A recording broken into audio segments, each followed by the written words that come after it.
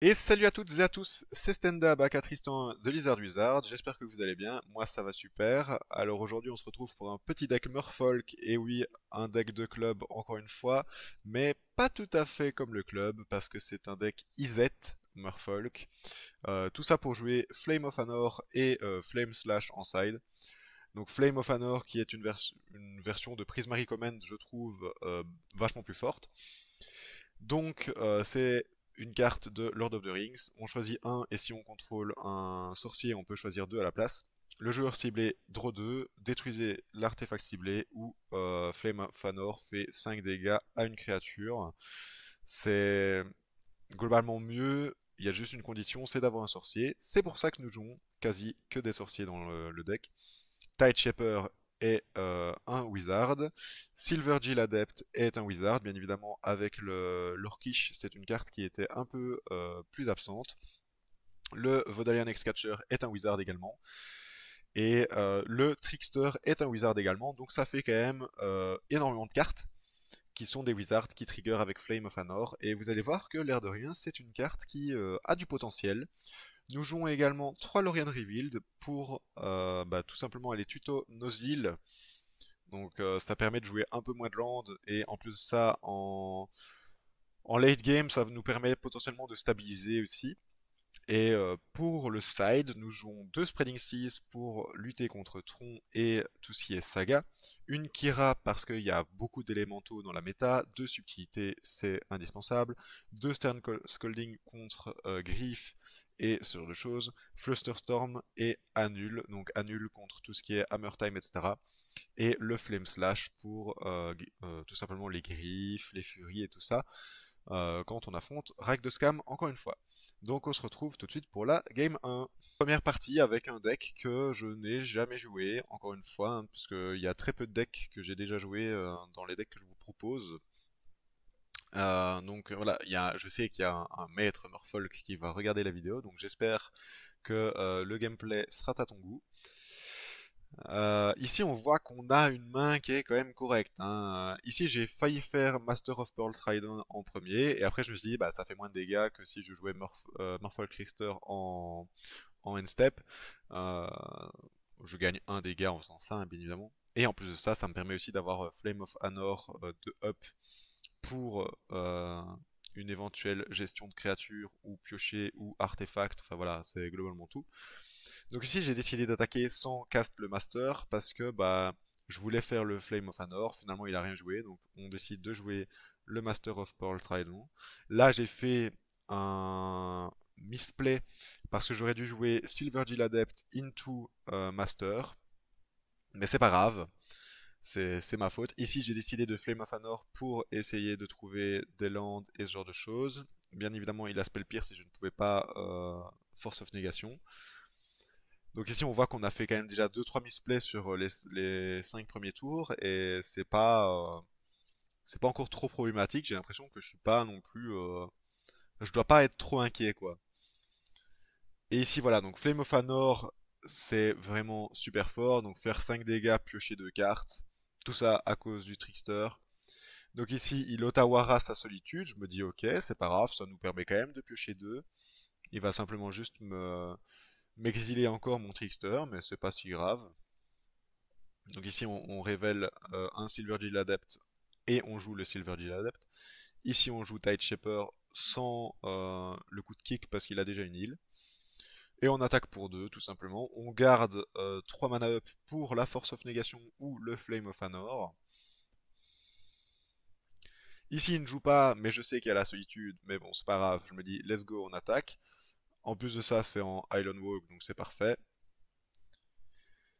Ici, je décide de Flame of Anor en réponse pour piocher et pour tout simplement tuer la solitude. On rejoue un Silvergill en fin de tour.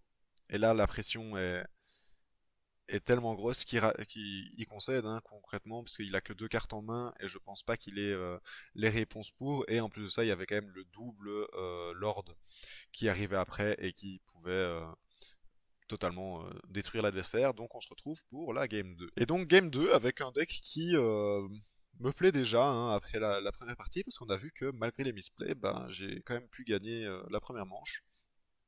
Donc ici on garde une main qui est quand même lente, c'est vrai, je le conçois, mais il y avait Trickster x2 plus Flame of Anor, et je pouvais pas résister à l'envie de jouer Trickster plus Flame of Anor.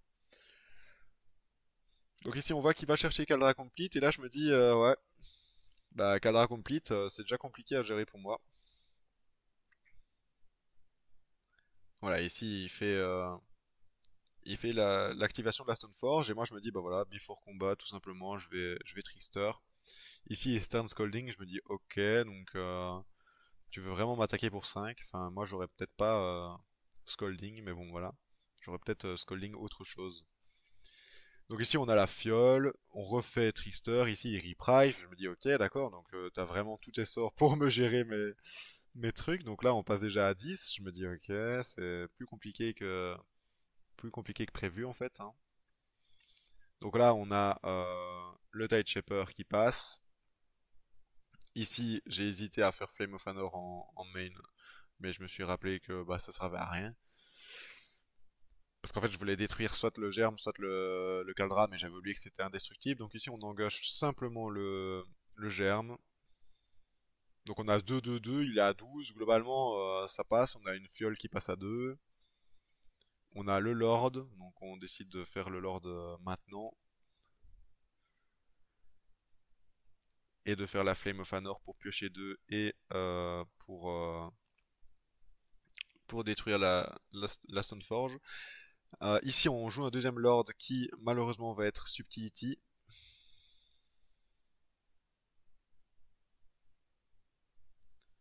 On attaque quand même pour 6 en imbloquable, donc je me dis que c'est plutôt pas mal. Rien ne m'empêche de bloquer avec le Lord, sauf le petit Theft. Donc voilà, ici le Brazen Borrower part et bah, je meurs sur ça. Tout simplement parce que j'étais un peu trop gourmand. Donc on se donne rendez-vous pour la game 3. Et donc voilà, game 3, ici on mulligan parce que la main était pas correcte à mon sens. Il joue la Gemstone Cavern, je me dis ah ouais ok d'accord, c'est comme ça que ça se passe. Moi, je décide de Tide Shaper tour 1 parce que je voulais pas attendre de devoir le kicker ou quoi ou qu'est. De toute façon, je savais qu'il allait jouer une île, donc ça servait à rien d'attendre.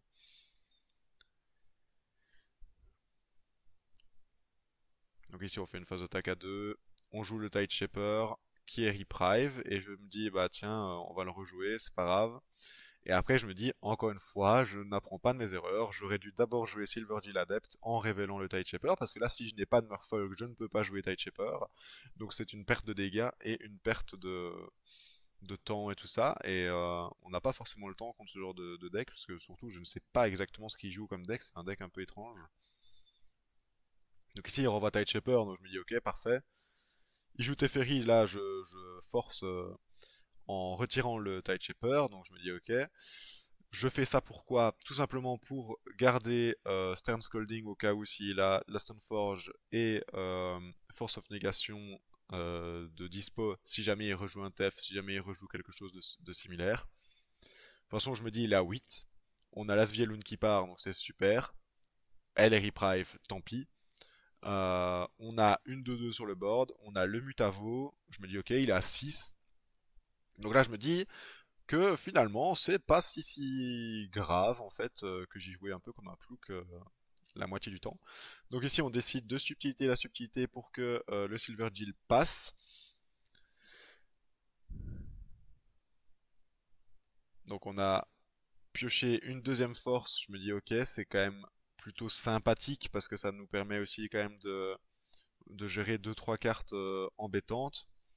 Ici, on décide de, bien évidemment, Stern Scolding, le Brazen Borrower. C'est une carte. Franchement, Stern Scolding, je ne pensais pas que c'était une carte que j'apprécierais, mais c'est une carte plutôt très forte parce que 2 de toughness ou de pouvoir, c'est bah, quasiment toutes les créatures de la méta.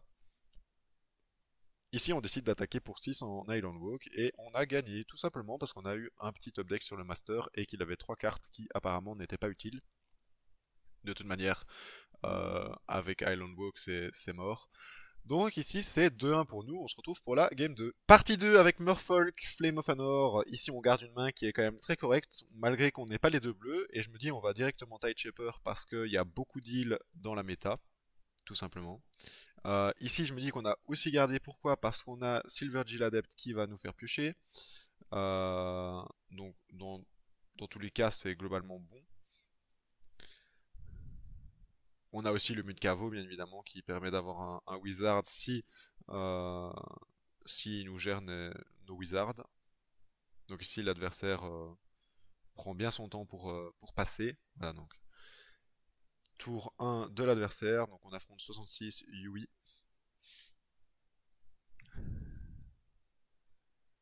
Donc ici, on voit qu'il y a potentiellement des îles qui vont être jouées. Donc on est quand même content d'avoir joué T1 Tideshaper. Ici, on n'a malheureusement pas d'île ou quoi, mais c'est pas si grave. On a Flame of Anor qui est quand même une très bonne carte. Et si on a justement une île ou quoi après, bah c'est bien. Donc ici, on va révéler Svielun parce qu'on en a deux, donc c'est pas si grave.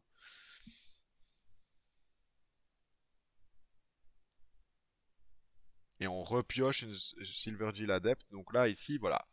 Je me dis, si on n'a pas de land après, c'est un peu triste. Donc il nous gère notre Silver Jill, donc je me dis ok.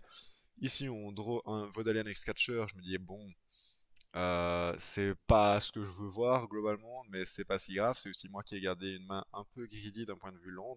Mais voilà, on a encore une Silver Jill, donc je me dis que ça peut passer. Ici, voilà, on top deck entre guillemets un land, donc je me dis que c'est correct, même si c'est pas vraiment un land, puisque c'est Lorien Revealed. Donc ici, il décide de regarder le top de sa bibliothèque, sûrement pour voir s'il met son fetch ou pas. Donc voilà, ici il y a l'expressive itération qui part. Je me dis, bon, ça peut vraiment faire mal, mais enfin, faire mal. Ça peut lui donner des bonnes réponses contre moi, quoi. Ici, on voit aussi qu'on a pas mal de monde en backup. Donc si on a une deuxième île, c'est vraiment, vraiment cool. On est sûr et certain de l'avoir avec le Rain Reveal, mais ce serait vraiment bien de ne pas l'avoir grâce à ça et de l'avoir naturellement. On l'a naturellement, donc là j'étais vraiment très content, parce que ça nous permet de jouer soit une Svielun, soit Flame of Anor en fin de son tour, soit un X-Catcher en fin de son tour. Enfin, voilà, plus le Rain Reveal et encore être plus stable d'un point de vue land. Donc ça nous permet de faire quand même pas mal de choses. Ici, en plus, on gratte quand même petit à petit les PV de l'adversaire. Parce qu'ici, on va encore attaquer pour 4, donc globalement, il sera à 10. Si on a des lords, etc., c'est pas mal. C'est sans compter sur le Unelite qui part, bien évidemment. Après, ça reste quand même 2 dégâts, hein. Moi je prends.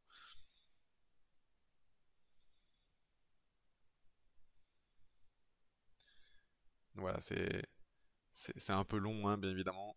Voilà, donc ici, il joue un Watery Grave tap. Donc au début, je pensais que c'était plutôt Murktide que j'affrontais, ou en tout cas une version similaire.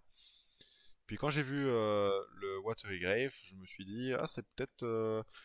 Ça pourrait être un Shadow, un peu bizarre, mais ça pourrait.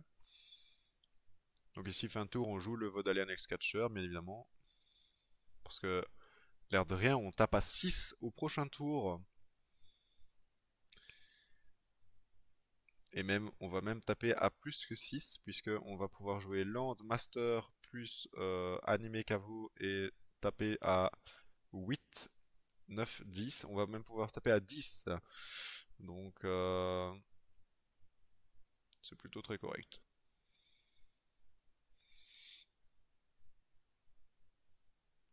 Donc ici, on fait exactement ce que je viens de dire. Donc ça veut dire vraiment que mon play n'aurait pas changé avec le temps. Ici, bah voilà, ça fait quand même une grosse attaque, hein, 10 de dégâts, même si voilà, il y a quand même beaucoup de mana up. On voit aussi qu'on n'a pas beaucoup de fioles, hein, l'air de rien. C'est déjà la quatrième partie ou la cinquième, je ne sais plus, mais bref. En quelques parties, on a vu une fiole, donc c'est assez étonnant. Et je sais que Murfolk repose quand même beaucoup sur ses fioles pour jouer en flash et tout ça. Ici, étonnamment, je trouve que voilà, c'est vrai que les fioles sont utiles, mais ça me dérange pas trop de ne pas les avoir en fait. On voit aussi que l'adversaire est à 5, donc là je me dis bon, l'adversaire est à 5, prochain tour t'es mort, qu'est-ce que tu fais? Il faut absolument que tu gères au moins le X-Catcher.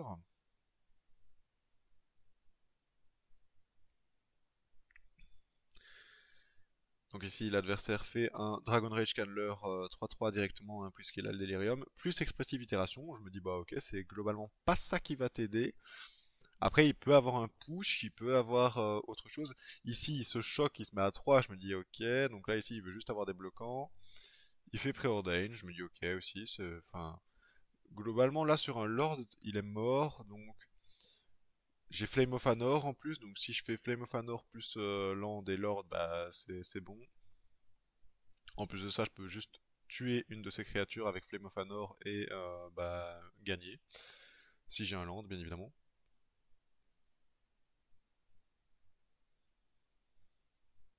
On voit aussi que l'adversaire n'a plus que 2 cartes dans sa main, donc je suis pas très inquiet. On a un land, donc je me dis que c'est cool. Un caveau en plus.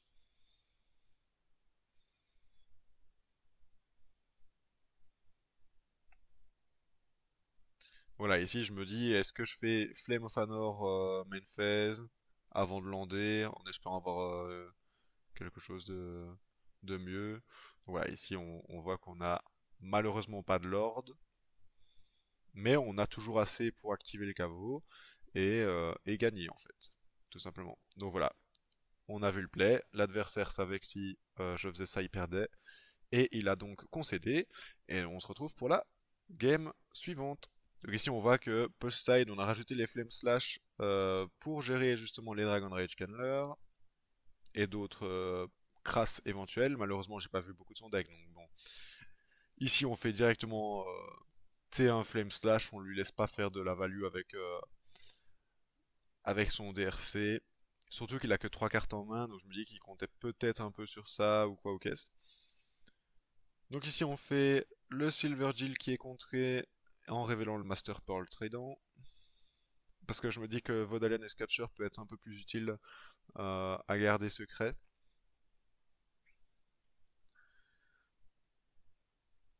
Donc ici je pourrais rester aussi me choque du coup puisqu'il est pas très agressif. Garder la force of négation up. Mais je préfère économiser mes PV parce que dans ma tête j'allais quand même jouer soit le Vodalian, soit le Trickster.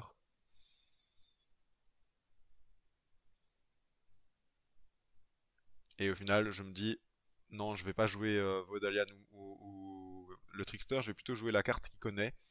Donc le Master Pearl Trident. Ici il y a une générée d'explosifs donc je me dis ok bah on va supprimer le trickster de nos potentialités et on va jouer Force of Negation. Malheureusement, il y a le Unholy qui part. Donc là, ok, je suis un peu derrière. Après, il est sur le top deck. Donc là, je me dis, ok, il y a vraiment des chances que je gagne ce match puisqu'il est sur le top deck. Moi, j'ai le X-Catcher qui va arriver à la fin du prochain tour. J'ai le Otawara que je peux cast si il me joue un Murktide parce que dans ma tête, je jouais toujours contre Murktide.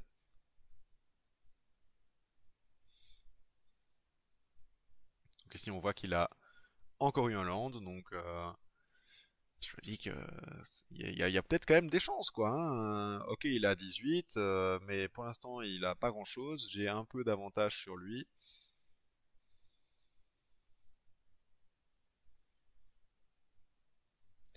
On a le Tide Shaper, donc je me dis, bah, pourquoi pas, pourquoi pas, tout simplement.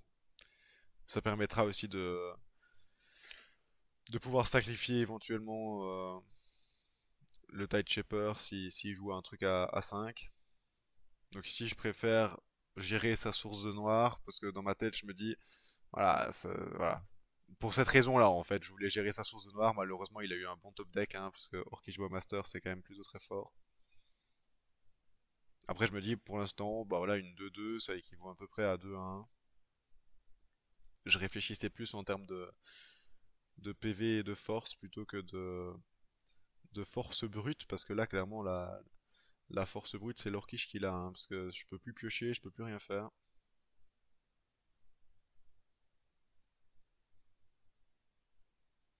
Donc ici, on a un land, je me dis, bon, bah, tant pis.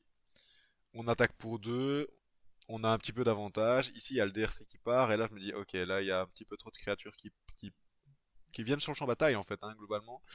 Moi, j'ai pas grand-chose, je peux juste faire Otawara en fin de tour, mais est-ce que ça vaut la peine sur le token, ou sur la DRC, ou ce genre de choses? Le token semblerait potentiellement plus correct à envoyer ici. Mais je me dis qu'on va garder la Otawara pour plus tard.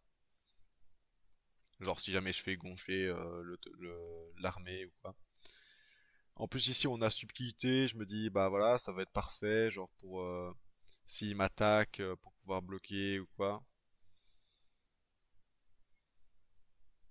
Ici on attaque pour 2 parce que je me dis que voilà c'est 2 dégâts qu'il prendra sûrement. Donc il passe à 13, donc mais on a un peu d'avance, c'est bien. On a 2 cartes en main.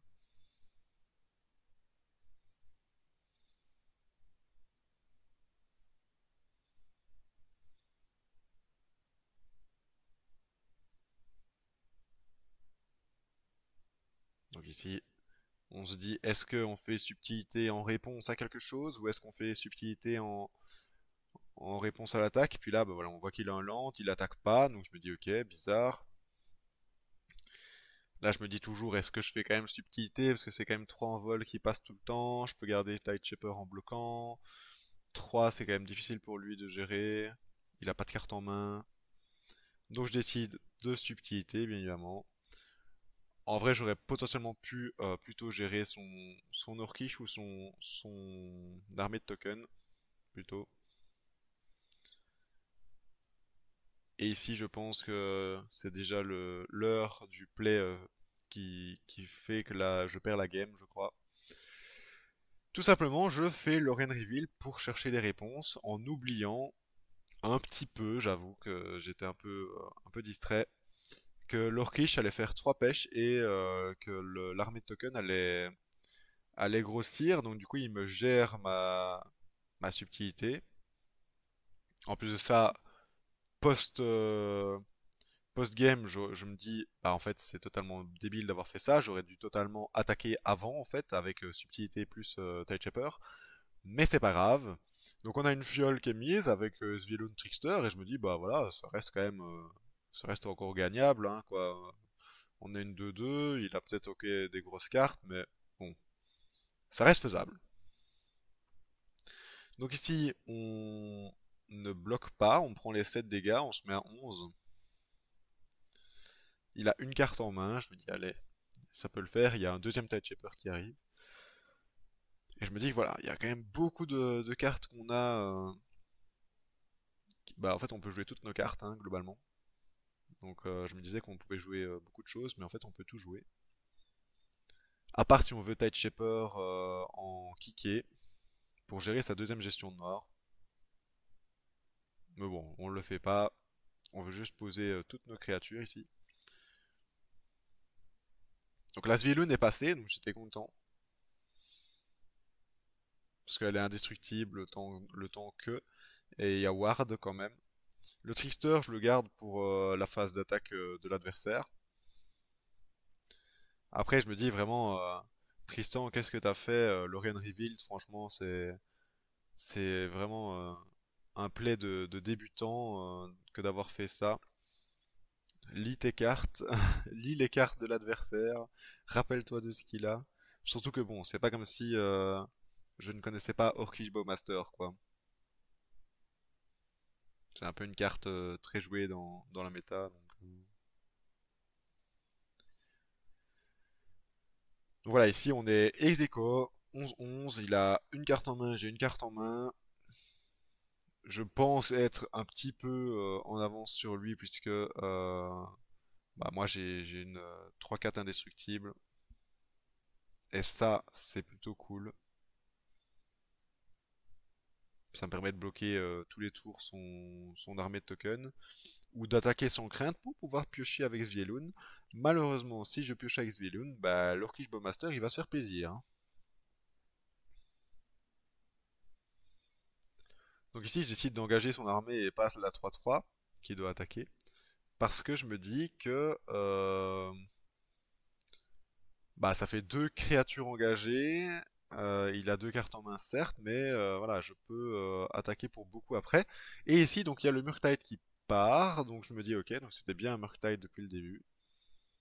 Avec juste un splash noir, en fait.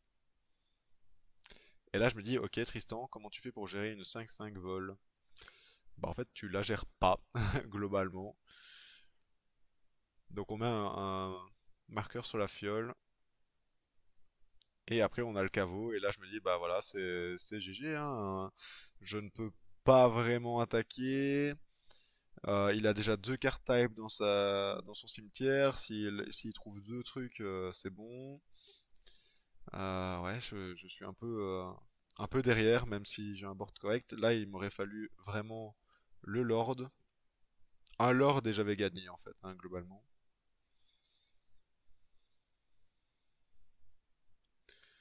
Donc on joue le caveau. Je me dis que ça peut quand même servir de bloquant.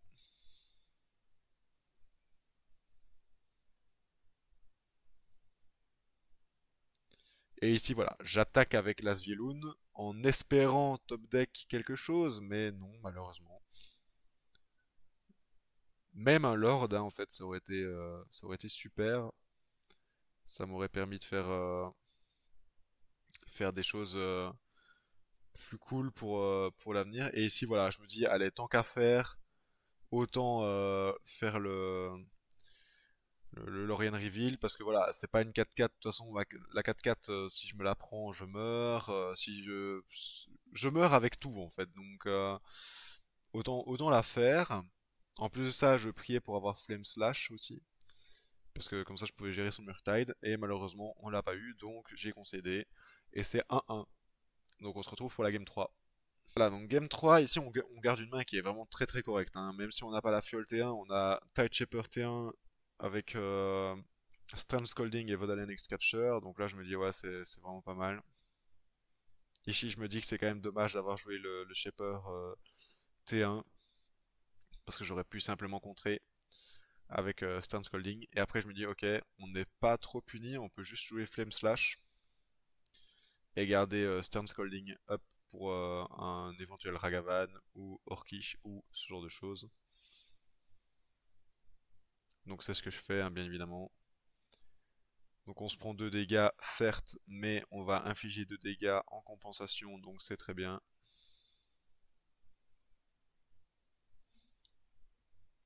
Quand je vous dis que Tide Shaper trigger énormément en ce moment dans la méta, c'est parce que bah voilà, hein, vous le voyez encore, il y a énormément d'heal dans la méta, donc pas besoin de le kicker, il sera d'office de 2.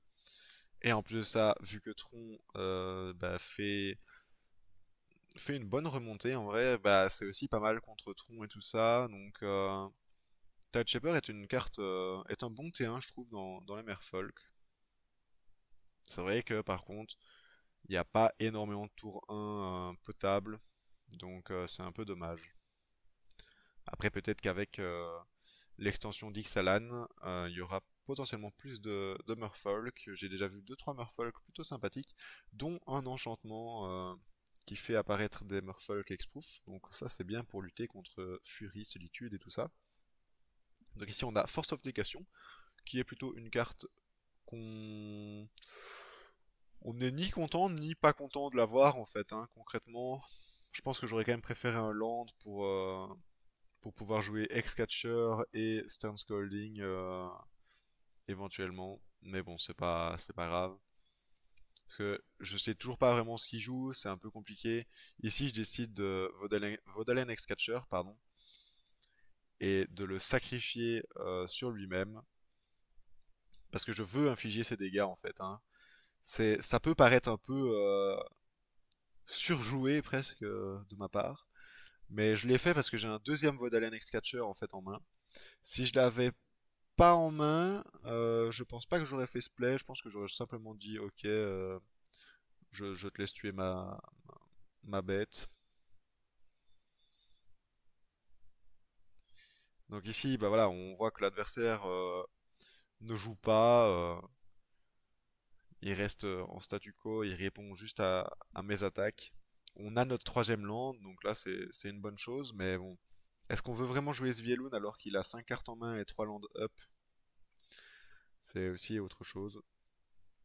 Après, ça nous permet quand même de jouer Vodalin X-Catcher et Stern Scolding éventuellement. Donc ici, j'ai vu qu'il avait Ball. Donc je me dis, bah ok, on va juste jouer Svielun alors, hein. Et il le nully hit, la Svielun. Et là, je me dis, ok, ça c'est. Ça c'est vraiment sale. Par contre, là, on est vraiment derrière juste sur cette séquence. Il y a en plus de ça le Murktide qui part, qui est 7-7, vol. Et malheureusement, une 7-7 vol, je peux pas la gérer sauf avec Trickster. Donc ici, je priais pour avoir Trickster et ce genre de choses.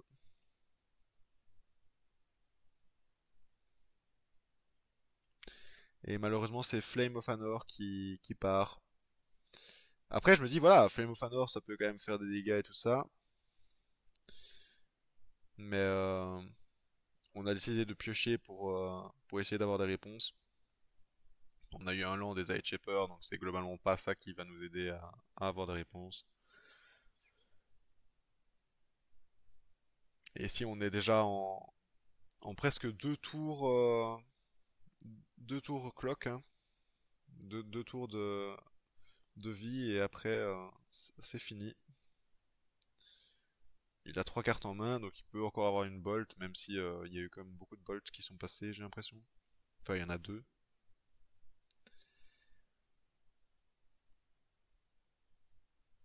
Donc on a quand même une force, mais bon, après, c'est vrai qu'après coup, je me dis que la force est peut-être inutile, parce qu'il a pas l'air non plus de contrer beaucoup de choses.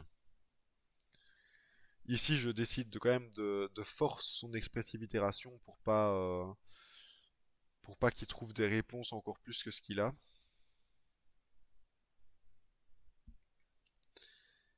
Et là, du coup, on prend les 7 dégâts. Et je me dis, ça va être très très compliqué, très très tendu. Il nous faut absolument des réponses là. C'est aussi pour ça que j'aime bien Flame of Anor d'ailleurs dans ce deck. C'est que si je m'essouffle comme actuellement, bah je peux juste jouer Flame of Anor, piocher 2 et essayer de me refaire une main plutôt correcte ou pas, je sais pas, mais au moins me refaire une main. Ici on a un land, donc je me dis bon bah c'est vraiment pas ce qu'on veut voir malheureusement. Le Murktide qui fait vraiment l'affaire ici, hein. C'est aberrant. Concrètement, parce qu'une 7-7 qui reste aussi longtemps sans avoir de gestion, c'est horrible quoi. Et en plus de ça, je suis en train de me dire, ouais, qu'est-ce qui pourrait m'aider dans d'autres listes Morfolk ou quoi que je ne joue pas dans ce deck? Eh ben, j'en vois pas en fait. Parce que Dismember, ça gère pas une 7-7. Flame Slash, il en faudrait deux. Enfin, donc globalement, il y a rien qui me sauve. À part le Trickster, ouais, mais c'est tout. Donc ici, Expressive Itération qui part. Il y a le Ragavan, que je vais quand même contrer, parce que, bon, faut pas abuser, même si je suis mort au prochain tour.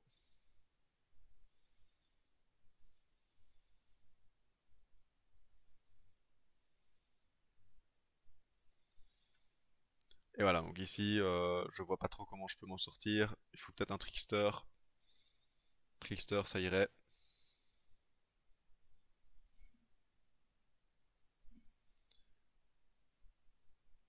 Et c'est une fiole, donc bah, c'est une défaite pour nous. On va, je vais vous faire grâce de la fin de la partie puisque c'est une défaite pour nous. Il nous attaque avec Murktide et c'est fini. Donc c'est 2-1 pour l'adversaire. On se retrouve tout de suite pour la prochaine partie. Et donc game 3 avec Izzet Murfolk. Ici on voit qu'on garde une main qui est très correcte. On a deux lords, on a le Trickster, on a le Silver Jill et le Flame of Anor. On avait deux lands, on a un troisième land. On voit aussi qu'on affronte Monogreen Tron qui a déjà deux pièces. La relique ici ne nous inquiète pas trop. On a le X-Catcher qui peut être intéressant, mais je pense pas que ce soit la carte tech du- contre ce match-up là en fait. Ici on voit qu'il joue le talisman of résilience, donc il a pas la troisième partie de tronc, donc je suis content. Ici je me demandais à peu près quoi jouer et je me suis dit que c'était peut-être intelligent de détruire le talisman parce que s'il a pas son quatrième land ou qu'il repose un peu dessus, bah il pourra pas jouer Karn et on voit que il avait pas son quatrième land donc c'était parfait.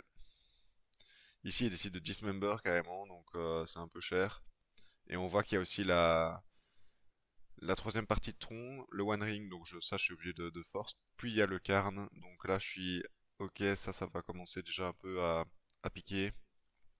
On voit qu'il va chercher One Ring donc je me dis ok, ça va en fait. Parce que One Ring, ça reste encore un peu gérable, je pense. Je décide de tuer Karn ici parce que j'ai pas envie de le laisser reprendre un Arto en fait de son side. J'ai envie qu'il paye pour un autre Karn s'il l'a. Donc là, on voit qu'il l'a. Ici, je fais Vodalen X-Catcher, je sacrifie le Lord et je sacrifie une deuxième fois, comme ça il ne le joue vraiment pas. Alors, est-ce que c'est un play un peu trop greedy? Je sais pas, mais étant donné qu'il aurait pu aller chercher de quoi gérer mon board, etc., genre une stone ou quoi, bah j'ai préféré assurer.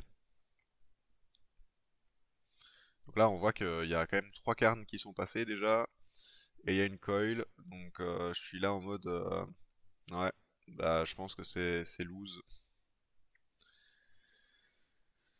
Sauf si j'ai un lord, bien évidemment. Là, si j'ai un lord, ça peut faire l'affaire, mais malheureusement non. Donc on détruit sa Worm Coil parce que je préfère avoir 2-3-3 qu'une 6-6. Donc ici on perd un caveau et Tide Shaper, et ici il y a eu la mock, donc bien évidemment je rage quitte parce que je ne peux rien faire contre ce monstre, et on se retrouve pour la game 2.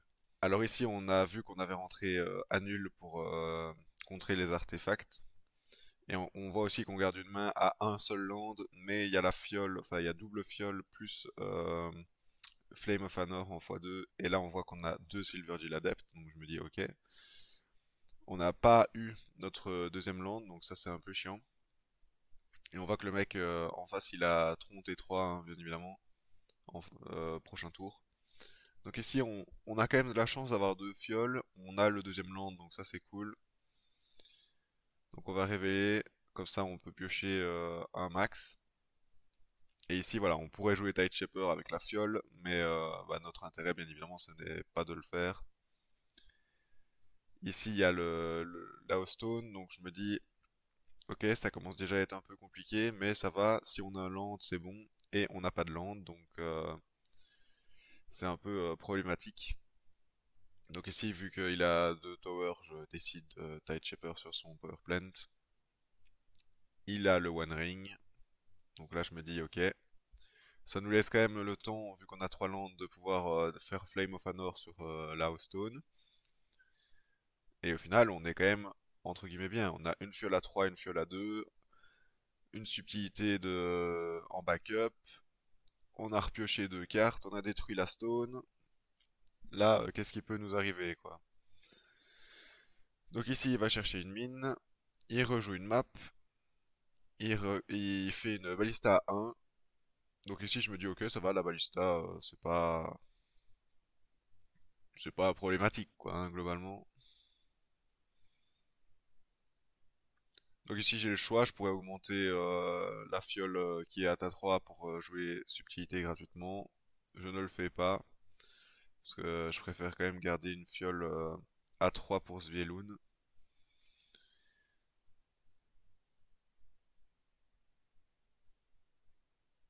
Et voilà, donc ici c'est un peu problématique, donc je me dis je vais quand même jouer Svielun en réponse vu qu'elle est indestructible. Et là du coup je me dis ça passe, j'ai quand même la Svielun. Mais il rejoue One Ring, donc là je suis ok. Et une map. Donc ici je me dis, c'est vraiment, ça commence vraiment à être problématique. Donc on fait une Spreading 6 sur sa User's Mine. On attaque juste pour piocher, pour essayer d'avoir quelque chose. Ici, on voit qu'il Boseiju sur sur son propre terrain. Et là, il fait Ulamog, donc je me dis ok, on va jouer subtilité. Même si on perd deux permanents, c'est pas grave. Et on pourra rejouer subtilité s'il la remet au top.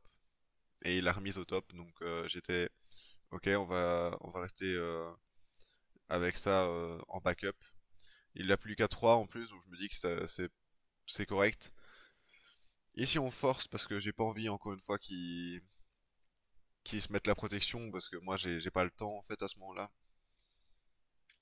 Et là on voit qu'il joue encore une Oblivion Stone. Je me dis mais cet homme a vraiment tout en plusieurs exemplaires hein, clairement.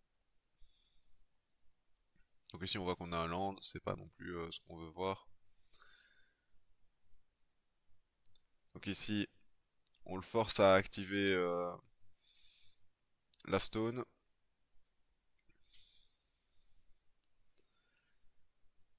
Donc voilà, ici je sais qu'il a eu la Mog dans les 5 cartes restantes. Ici il y a le Karn, donc je me dis ça je vais laisser passer parce que j'ai pas envie de me choper la Mog après. Et là il y a le Ensnarin's Bridge qui passe, donc je me dis ok c'est problématique sans l'être quoi. Donc ici il y a encore eu la Mog qui passe, donc je me dis allez je vais prendre mes mana et jouer la subtilité. Bon, après, je me dis, ok, je peux pas attaquer avec la subtilité, et j'aurais peut-être pu attaquer avec les deux autres créatures, mais à ce moment-là, j'avais pas de. Je pouvais pas vraiment attaquer, puisque j'avais le Ulamog en face, et même si je trickster le Ulamog, bah, c'est pas suffisant, je ferais que un dégât. Donc ici, il y a encore Ulamog qui passe, donc je me dis, ok. Donc on va juste Vodalian X-Catcher en réponse, avec les landes qui ciblent. Et là, je me dis, bah voilà, trois cartes en main. Je peux t'attaquer? Ben bien sûr que non, parce que c'est le One Ring qui part, donc je suis en mode ok. L'avantage c'est qu'il peut pas non plus attaquer avec son Villamog. Donc ici on trickster parce que on a envie quand même d'avoir le plus de créatures qui puissent attaquer potentiellement. Donc on a un deuxième trickster, donc ici on va juste attaquer pour un. Il fait un construct. Moi je me dis que je vais trickster le construct, comme ça il meurt.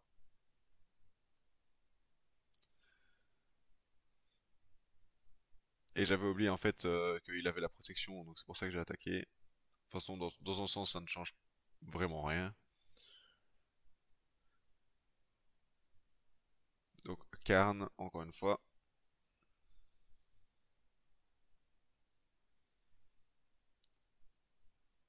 Et ici, on voit qu'il y a la Stone, il va crack la Stone, et bien évidemment, il va pouvoir m'attaquer avec Ulamog.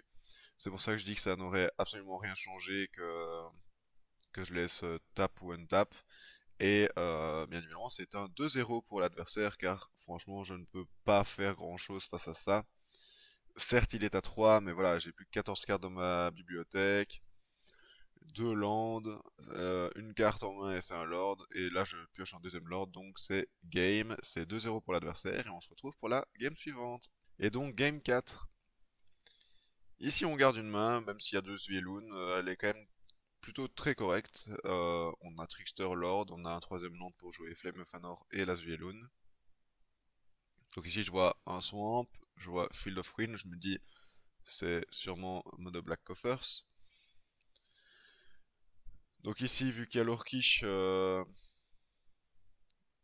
bah voilà, j'ai décidé de Trickster, même si j'avais oublié que c'était à la fin de mon tour qu'il faisait ça. Ici, il push, donc je me dis que je vais force, comme ça le contraint à ne pas attaquer.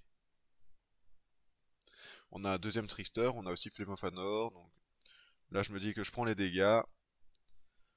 Je joue juste le Trickster. En fait, j'ai hésité, hein, c'est pour ça que j'ai laissé les dégâts passer. Euh, je savais pas trop si je devais faire le Trickster avant ou Flame of Anor ou quoi ou qu'est-ce. Et j'ai préféré juste prendre les dégâts, c'était pas pour deux dégâts en vrai. Donc ici il y a Totsies et l'adversaire concède parce qu'il y a trop apparemment. Je sais pas pourquoi l'adversaire a concédé, honnêtement, parce qu'il y avait quand même de quoi faire, puisque Flame of Anor ici euh, boostait ses Orcish, donc je pouvais pas le jouer. Il y avait le Lord, mais il n'avait pas d'île, donc c'était pas problématique. Et ici, il y avait un deuxième Lord, donc c'était pas non plus problématique. Après, j'avais la Svielun qui était indestructible et qui me faisait plus chier, mais c'était pour booster les orques. Donc voilà, c'est 1-0 pour moi. Je sais pas trop pourquoi il a concédé. Peut-être que sa main était remplie de land. Ça justifierait peut-être. Ici, on garde une main qui est quand même encore très correcte. On a peut-être qu'un land, mais on a Lorien Reveal, la fiole, et on a top deck un land, donc c'était parfait. Donc ici, je joue forcément la fiole en T1 parce que bah, j'ai un deuxième land pour le prochain tour, donc c'est pas non plus nécessaire que je fasse Lorien Revealed. Donc ici, on a vu qu'il a pas vraiment des landes optimales, on va dire. Optimum, je pense que c'est comme ça que ça se dit. Parce qu'il a joué Witch Cottage. Voilà, ici, il joue Orcish en réponse et il cible le Tide Shaper.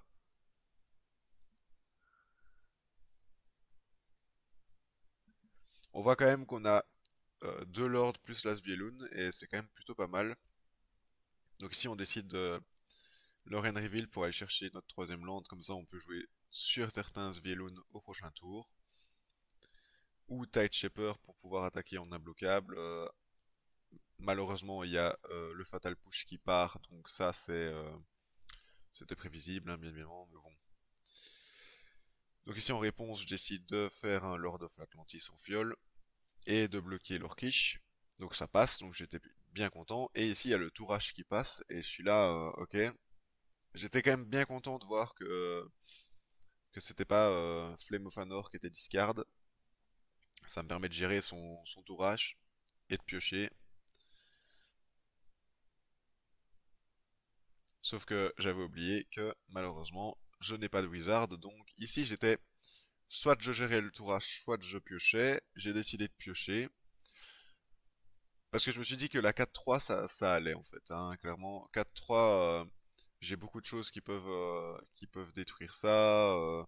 J'ai Trickster qui peut annuler aussi et tout ça, donc ça allait. Sauf qu'il y avait chez Oldred.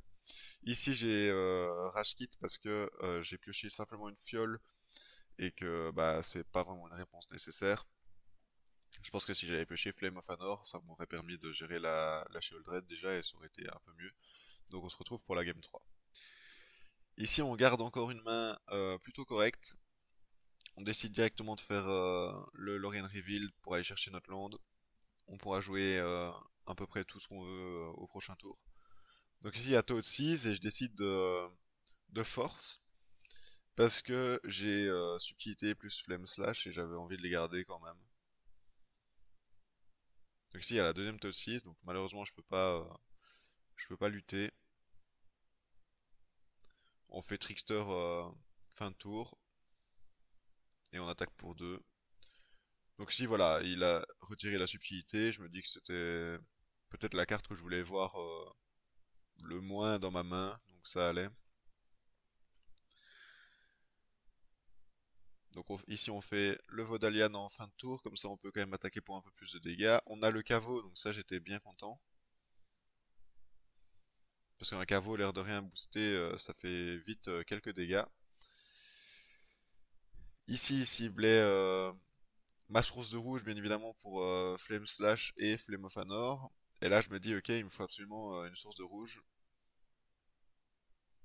Donc ici, le One Ring, bien évidemment, je sacrifie le Trickster pour ne pas qu'il arrive. Et on rejoue notre deuxième Trickster en fin de tour. Ici, on a une fiole, je me dis, ok. Et là, on attaque déjà pour 7. Et je suis là, ouais, c'est pas mal, c'est pas mal. J'attaque quand même pour pas mal de dégâts. Ici, forcément, je pré-shot qui a l'Orcish Bowmaster si j'attaque. Et en fait, je pose juste le deuxième caveau et il concède. Donc, bah, il savait qu'il allait pas pouvoir lutter longtemps. Et c'est 2-1 pour nous, donc on se retrouve pour la dernière partie. Dernière partie contre Pepazzo. Ici, on voit qu'on a une main très correcte encore une fois. Donc ici on touche les fioles, donc on est content. Là on voit Ozolite et je me dis ok, c'est donc Harden Scales, un match-up que je n'aime pas particulièrement malheureusement pour moi. Donc ici on fait Silver Jill pour piocher, il y a le Patchwork Automaton plus la Welding Jar, donc je me dis ok c'est déjà pas mal. Ici on décide de Tide Shaper la saga parce que c'était trop beau. On décide de booster avec la fiole l'attaque de la Silver Jill. Donc ici il y a Hungerback Walker et je me dis que c'est pas un problème. On a le troisième land pour pouvoir faire Flame of Anor, donc on fait 5 dégâts et on détruit le Zolite. Et après on engageait pour mettre un autre Lord, et là en fait bah, c'est une concession de l'adversaire. Donc c'est déjà 1-0 pour nous, et je me suis dit, allez ça s'est bien passé, il faut que la deuxième se passe comme ça.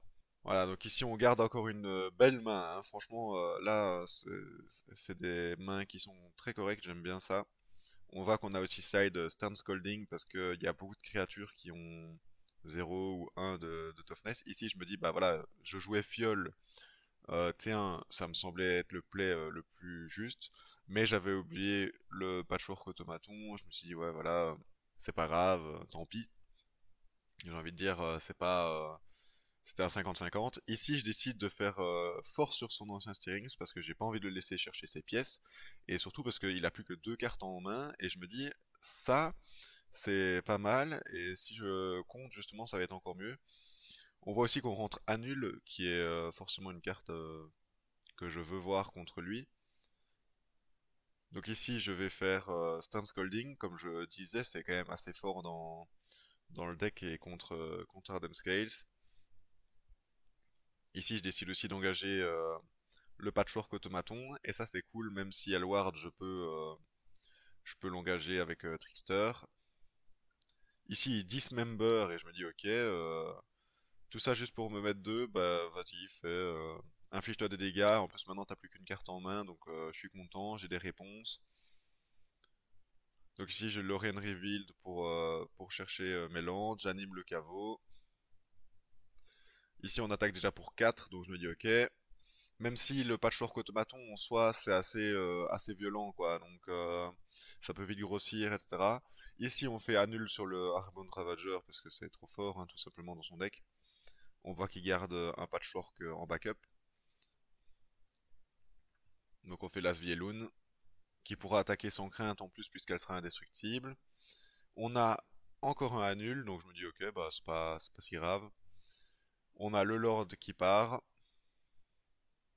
Ici, il y a le chaudron d'Agatha, bien évidemment que je dois contrer cette carte parce que c'est un peu une carte un peu broken dans la méta actuelle.